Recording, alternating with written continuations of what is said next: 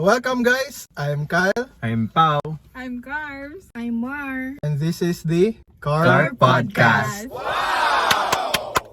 So today we'll be talking about our Lord. Our Lord and Jesus Christ, who died for our sins. This is where we're going to be talking about His Resurrection. So, Gino, ano maisip mo when you think about resurrection? You know what? At first, basta when we say resurrection, I am thinking about zombie. Kasi di ba, they resurrect from the dead, they go around to eat everybody alive. Yun yung nating. So how about you, Marinel? What do you think about resurrection? The word resurrection itself. When I hear the word resurrection, the first thing that comes in my mind is the third day of Christ's death. Yeah, He resurrected to forgive us our sins. How about you, Carms? What do you What can you say about what can you say resurrection? about resurrection? So for me, I think that the resurrection is like a really good thing, you know? It's like how a doctor or like someone powerful would save another person's life because like they resurrected, you know. Pero Gino, hindi man ganun yung si Jesus. He's not a zombie. Di naman din gina-eat yung mga tao. Pero gina-save niya yung mga tao. Yes, you know what? The big idea is that through Jesus' resurrection, God really unleashed His resurrection and His power into the world. Tama. So yun guys, dapat isipin natin si Jesus, He resurrected not only for everyone, pero sa ating sarili din. Yep, that's right. So Carmela, what's your thought when God unleashed His power into the world by Jesus' resurrection?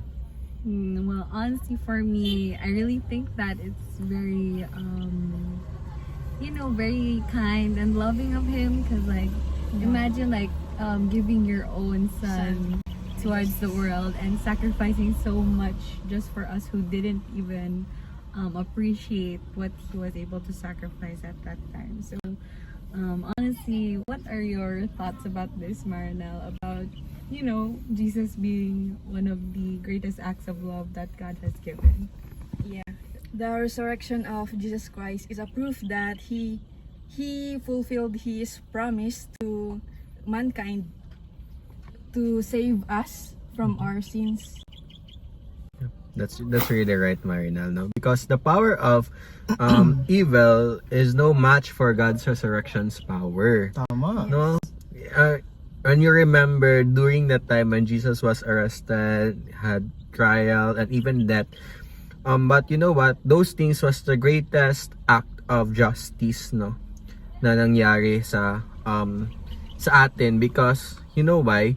Because if Jesus didn't die and resurrected, you know what will happen? We will be tormented in hell. Tama. Walang mag-save sa atin. Yeah, that's right. You know what? Dapat ngayon magsasuffer tayo kung di dahil kay Jesus. Yep, that's right. Dapat yung resurrection niya, di natin i-make fun of.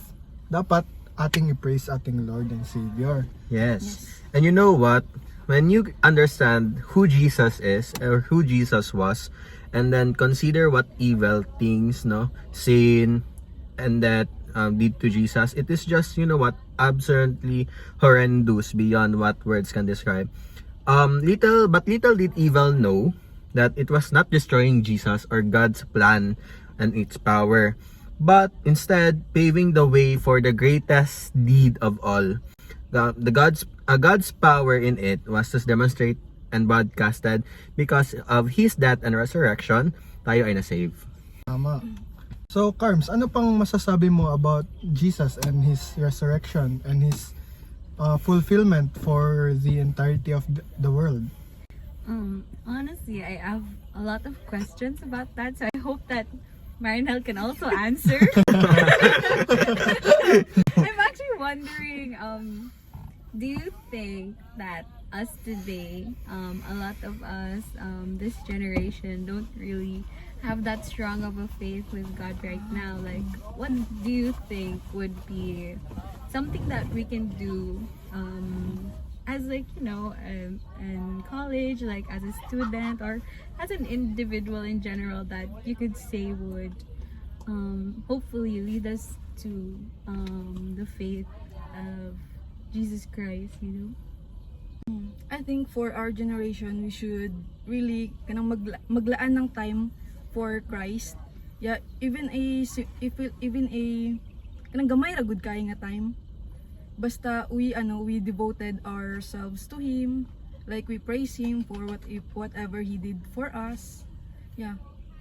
Alam mo, Carms, yan din mapansin ko ba? Kasi sasabi ni Marinel na di na yung ibang mga tao di na makapagbigay ng time kay Lord. Pero grabe sila, mag-TikTok lang ilang oras, mag-laag with friends ilang oras, pero kahit isang araw, isang oras di nila kaya mabigay sa Lord. So, yun lang din, parang yung generation natin, di nila kayang, parang wala na sila masyadong faith or di pa lang nila nakilala si Lord. So, feel ko din if malalaman nila na about yung resurrection ni Lord through their learnings, especially na mas na-realize ko yun dahil sa Bible natin na subject. Yup, that's right. Grabe, na-realize ko of, dahil ang importance ng pag-understand ng resurrection ni Lord, ang bakit kailangan natin i-worship sa Lord, and mas na-improve din yung faith ko. Sa Gino, nag-improve ba sa'yo? Yup, really. It really did, no? Growing up in a Christian household, I really knew na about the death of Christ, its resurrection. And you know what? I just want to share something. Jesus earned resurrection power. When we say that, now Jesus earned its resurrection's power. Jesus's perfect life earned a resurrected power. Because according to Romans 6:23, for the wages of sin is death, but the gift of God is eternal life. When we say about it, sa Romans 6:23, ang bayad jud daw sa sala, which kay kamatayon. And without Jesus Christ, without Him resurrecting, no, ending ana kita, we won't have any faith, we won't have any idea of what life after death. Tama. You know, that's really the important, no? And you know what? Jesus was the only, kasi pumunta siya dito sa earth as a human form. In a human context, Jesus is the only na tao na perfectly niya gigawa and gi-obey niya ang mga orders ni God through His acts, His deeds, and therefore, He is the only person who earned God's resurrection power. And you know what? That could not... Satan thought he won that day when Jesus died, but instead, he didn't knew that he lost because the humanity can be saved na. Alam mo, napansin ko din na ang greatest gift pala na na-receive ko is not the material things na namakuha ko with my family, my friends. I think ang greatest gift na nabigay or na-receive ko is yung love ni Jesus. Kasi yung pagkamatay niya, wala, save tayo lahat eh. Di lang ako, ikaw din. Yep. Yung That's mga right. di natin kilala, save sila lahat. So parang ang ganda ng thought, isipin mo na may namatay si Jesus for us. Yep. Not for me, but pero sa atin lahat. Parang ang ganda isipin. Yep. For you, Carms, with His resurrection, unsay mo hang thought, like unsay purpose adto for you? Di ba? Like common naman na in churches, they will say na namatay si Jesus para masave ta. But for you, with His resurrection, unsa to na like what way can we be saved, like us humans? Do you know? My answer, I'm not really sure if it's correct. Pero for me, I really think that the act of resurrection from Jesus Christ was more of like, I guess, not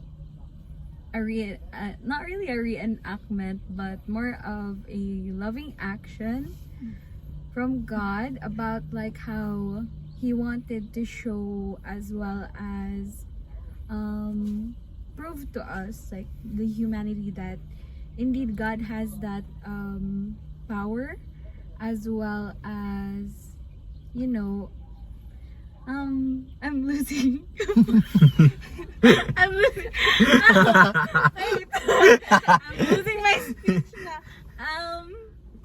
I really think that it's more about like an act of love, and then for the resurrection part, like I think that God wanted to show us a physical example of what it is to have faith, like the same way as like how God died, like since it's death, like there's nothing, like all of us would think, oh, there's nothing more after death, right? So like by resurrecting Jesus Christ, it's like a physical embodiment of the faith that we should be having, which is having a life even after death, like having that faith through you know, like believing in God, like Yep, yeah, that's and right. accepting him, so that we are only able to really like accept that, I mean, we are only really able to receive that blessing if we also really follow and see through that faith that we should be having for God. Yes, and I think we should be really grateful for what Jesus Christ have done to just to save us. Like kanang, di ba karon kay murag imposible na kaayo na may magbuhat og kanang tama good nga para i-save ka. Like bisag gani kanang maghatag og kwarta siguro sa imo if you need one, kay murag imposible na magani kaayo, di ba? So ano kanang dapat mas thankful ta kay syempre si God gihatag niya jud iyang only begotten son just to save us. Yeah. But kabalo ba mo na di ba si Jesus na resurrect man siya after 3 days, di ba? Do you believe ba na kita pod pa rin po ta ma-resurrect? Ikaw, Kyle? Kana po akong ginaisip karon. I think na ma-resurrect ta kay ginapakita po ni Jesus sa ato na dili dapat ta mahadlok sa afterlife. That's right. Kay iisip pa po si Jesus namatay. Wala man siya nahadlok na ansa na mamatay, kay kabalo man siya sa purpose na para ma-save tatanan. So bali ang purpose po na pag-resurrect niya is mapakita niya sa ato na wala dapat tayo kahadlukan kung nagatuo ta sa Ginoo. Yeah. And also no, through repentance and by faith in Christ, we can really experience a resurrection. Because according to sabi dito sa Acts 2:38, then Peter said to them, "Repent and let every one of you be baptized in the name of Jesus Christ for the remission of sins, and you shall receive the gift of the Holy Spirit." With these verses, Peter tells his audience to repent, no? Because repentance means owning the fact that you are guilty of rejecting God as your greatest love, and that you haven't loved others with the same intensity by which you love yourself, and being truly remorseful because of it. And you know what? Now Peter said, be baptized in the name of Jesus Christ.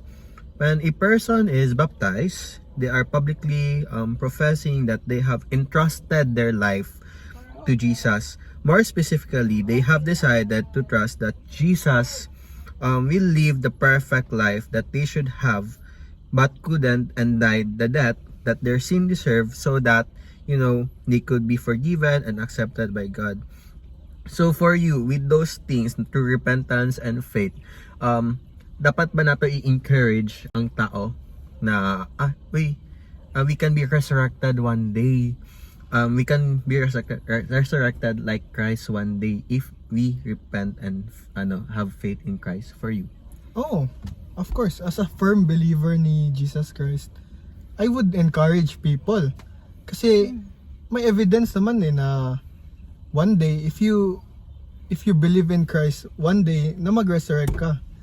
Not only is it for your own self, pero spiritually mo din malaman mo na good thing na mag-praise kay Lord. Yep, that's right. How about you, Carms? Honestly, like what I said earlier, in our generation today, it's really hard to find like a way to reach the hearts of our community. In a sense that we should really learn to have faith as well as forgive, because today's mentality is more on like in social media, like haters, bashing and stuff. Then so like for me, I would actually really would love to promote that kind of mindset as well, that we really should be having faith as well as forgiveness, especially because this is just a material world, and then like we really need to forgive and let go of things that no longer serve us, especially since the time where we truly will be able to find real happiness and what's that term? There's a term for that. The things that all we need are in another place like heaven, so that's what I'm trying to say. So that's why for me, that's it. Marna, what are your thoughts? Yeah, yan din yung tanong ko, na if in our last breath we repent to Christ kanang nang nagbalik gud ta sa iya, like will he still forgive us? And I think in our age, like habang mas bata pa, habang mas maaga pa, we should really repent and ask for his forgiveness, kay di natin alam na baka mamaya or kanang anytime, di ba? Yeah, Could- pwede ta makuha. Yeah, pero Actually, when pwede it ta comes makuha to- na later. Actually, nagadrive ba yata? Just agad about snap sa finger ni God. Yeah. Ano na ta? So, kato na. Yes. Mo na to among short podcast, guys. I hope you learn things about what we have said. And sa kaaga-aga pa karon, dapat i-praise and worship na natatong Lord kaysa iyang mga nabuhat sa ato at tanan. That's right. So, wala to, guys. Thank you for tuning in the Car Podcast, and we'll see you again next time. Bye. Bye. Thank you. Thank you. Bye. Believe in God. Worship the kingdom of Christ. Bye. Bye.